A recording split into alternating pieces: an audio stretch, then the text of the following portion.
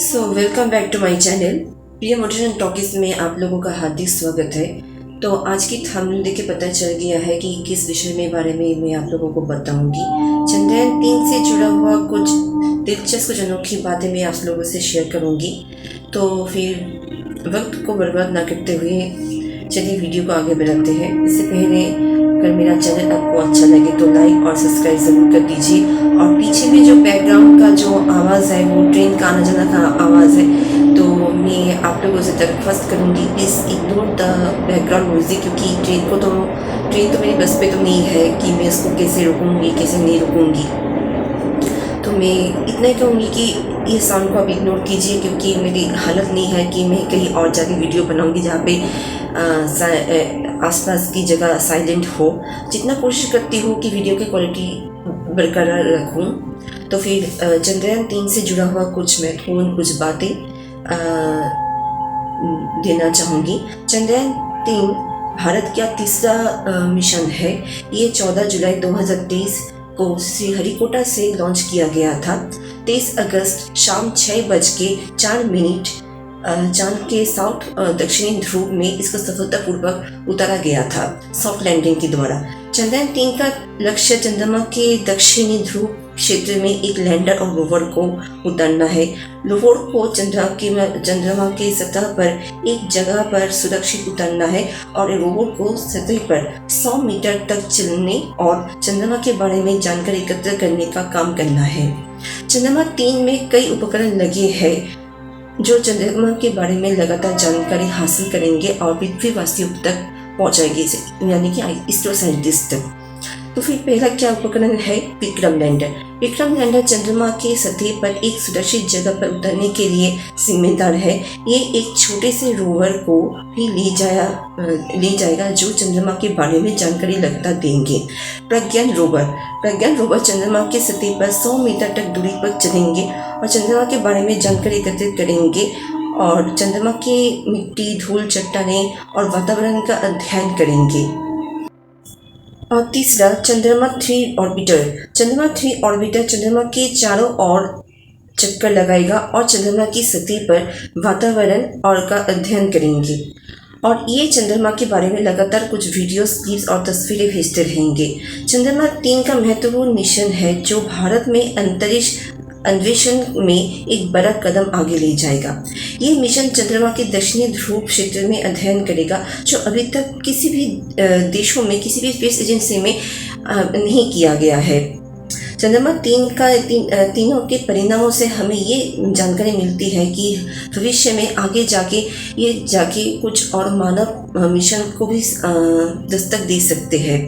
चंद्रमा 3 के लॉन्च के बाद भारत अब उन देशों में शामिल हो गया है जो अपना खुद का एक रोवर और लैंडर सफलतापूर्वक उतारा गया है। चंद्रमा 3 भारत के लिए एक बड़ी उपलब्धि है और ये देश के अंतरिक्ष कार्यक्रम के लिए एक महत्वपूर्ण पत्थर की मील का पत्थर है। चंद्रमा 2 का विफलता के लगभग 4 साल बाद चंद्रमा 3 का लॉन्च किया गया है। अब बात आते हैं कुछ महत्वपूर्ण टॉपिक पे। सॉफ्ट लैंडिंग आखिर क्या होते हैं? सॉफ्ट लैंडिंग का क्या आवश्यक पड़ गया है कि सॉफ्ट लैंडिंग के द्वारा ही इस मिशन को आगे कुछ परिणाम देंगे। मिशन का 3 उद्देश्य है। चंद्रमा की सतह पर सुरक्षित और नरम लैंडिंग, चंद्रमा पर रोवर को पहुंचाना, इन सिटू विज्ञानों की प्रयोगों का संचालन करना। आखिरकार सॉफ्ट लैंडिंग होता क्या है? किसी भी अंतरिक्ष यान को नुकसान पहुंचाए बिना धीमी और नियंत्रित गति में सफलतापूर्वक उतारना, इसको ही सॉफ्ट लैंडिंग कहते हैं। अंतरिक्ष यान की तकनीकी को क्षमताओं का प्रदर्शित करना। चंद्रमा के दक्षिणी ध्रुव के पास 70 डिग्री अंशाय पर, इसीलिए सॉफ्ट लैंडिंग करना इतनी जरूरी था। दक्षिणी ध्रुव तक अभी तक क्यों नहीं पहुंच पाया है? सबसे बड़ा सवाल इसमें पैदा होती है। तो फिर चलिए बात करते हैं पिछले कुछ मिशन के बारे में। भूमध्य रेखा में क्षेत्र में हमेशा हर देश की स्पेस एजेंसी में लैंडिंग किया गया है, लेकिन इस बार भूमध्य रेखा को छोड़ के हमारे भारत ने दक्षिणी ध्रुव को क्यों चुना गया है? तो फिर बात करते हैं पहला जो स्पेस मिशन चाइना से है, चंगाई 4 का मिशन जो सुदूर हिस्से पर उतारा गया था। सुदूर हिस्से क्या होते हैं? जो क्षेत्र पृथ्वी से छुपा हुआ है। चांद का जो क्षेत्र पृथ्वी से ढका हुआ है, जो क्षेत्र आप नहीं देख पाते हैं, जो शैडो रीजन है, इसको कहते हैं सुदूर हिस्सा। लैंडिंग आसान और सुरक्षित है। भूमध्य रेखा में तापमान अनुकूल है और सूरज की किरणें और रोशनी बहुत ज़्यादा फैलती है, ताकि यान की कुछ उपकरणों को ये अच्छे से संचालन कर पाए, मतलब सोलर रेस से। तो दक्षिणी ध्रुव तक अभी तक क्यों नहीं पहुंच पाया है? काफ़ी अधिक क्रेटर की मौजूदगी होना, कुछ क्रेटर सेंटीमीटर से लेकर किलोमीटर तक फैला हुआ है, कई क्षेत्र और -230 डिग्री का सेल्सियस होना, और वहाँ तक बरसों से अरबों से एक अंधेरा छाया हुआ है, सूरज की किरणें नहीं पहुँच पाना। इसीलिए अभी तक कोई भी देश की स्पेस मिशन एजेंसी ने दक्षिणी ध्रुव में अपना मिशन को नहीं उतारा दिया है। तो ध्रुवीय क्षेत्र में अध्ययन करना क्यों इतना ज़रूरी है? ये क्षेत्र अभी तक अज्ञात है। तापमान -200 डिग्री सेल्सियस होने के कारण वैज्ञानिकों ने यह अनुमान लगाया है कि वहाँ पे पानी का मौजूदगी होना संभव है। सिर्फ पानी नहीं, पानी में कुछ तत्वों का मिलना, कई प्रकार के तत्वों को मिलना, मतलब मिनरल्स या एलिमेंट्स का कुछ होना। तो फिर जब सौरमंडल शुरू हुआ था, विकास हुआ था सौरमंडल की, तो किस तरीके से किस तरीके का प्रकार की तत्व, मिनरल एलिमेंट पाया गया था। इसीलिए दक्षिणी ध्रुव का अध्ययन करना उतना ही बेहद ज़रूरी है। तो अभी बात करेंगे कि सफलतापूर्वक लैंडिंग के लिए क्या योजनाएं बनाया गया था, क्या तकनीकी कैलकुलेशन किया गया था कि इस बार विफल ना हो पाए। इस बार नाकाम को कामयाबी में बदलने के लिए कौन सा चरण शामिल किया गया है, मतलब कितना लेवल शामिल किया गया है।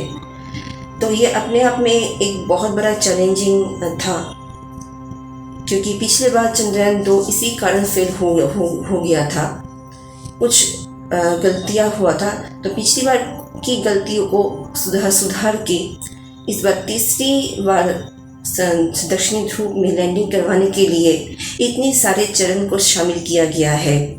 तो पहली बात है कि अंतिम जो 15 मिनट था बहुत ही मुश्किल पल रहा था।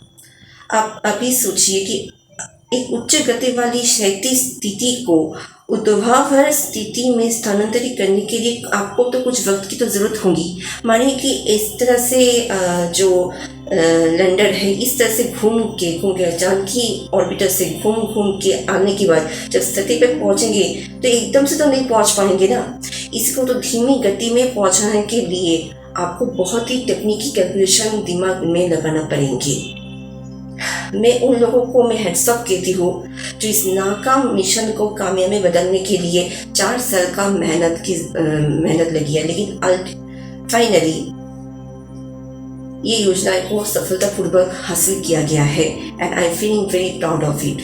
तो वक्त को ज़ाया न करते हुए वो मैं चरण के बारे में बताऊंगी। पहला है रफ ब्रेकिंग चरण। लैंडर के क्षैतिज वेग को 1.68 किलोमीटर प्रति सेकेंड के सीमा को कम करना था और सॉफ्ट लैंडिंग के पूर्वक इसको 0 गति में लाना था।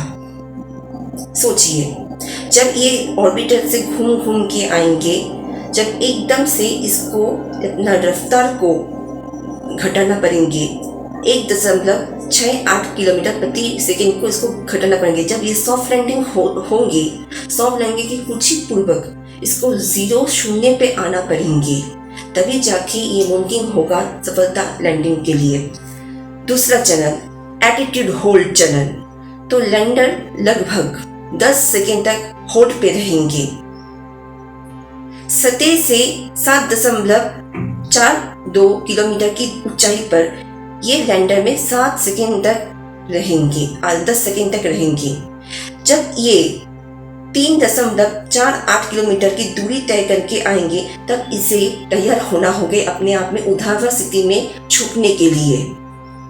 तीसरा चरण फाइन ब्रेकिंग चरण। लगभग 175 सेकेंड तक जब ये दूरी तय करेंगे, मतलब 3.48 किलोमीटर तक दूरी तय करेंगे, तब 175 सेकेंड हो जाएंगे।